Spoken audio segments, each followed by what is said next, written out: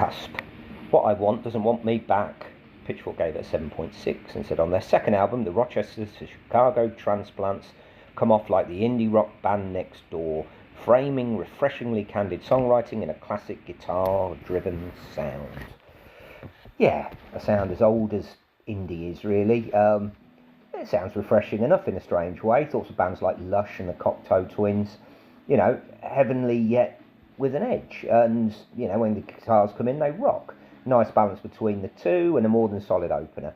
Track 2 has the Blurs about it, and they rock out as well. Elastica or Sleeper are another bands that spring to mind. Lots of bands springs to mind. There's definitely influences there.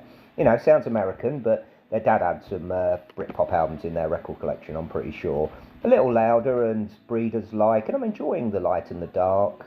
Great vocalist, full of personality. And by the end of the track, I've enjoyed it. They're from Chicago, as it says, but, I'm thinking this isn't really that groundbreaking. There's a lot of good stuff coming out of Chicago. Coco Joey, we'll watch a review for that. It hasn't got that boundary-pushing ideals. It's got a bit of both. It's sort of rocky twee. If the Cardigans and Built to Spill did an album together, it might sound a bit like this.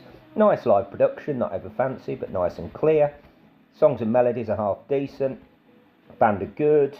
But I have heard it all before, many years ago, so it is difficult to get overexcited. They genre jump a bit. There's a nice country shuffle with a slide guitar on one of the tracks.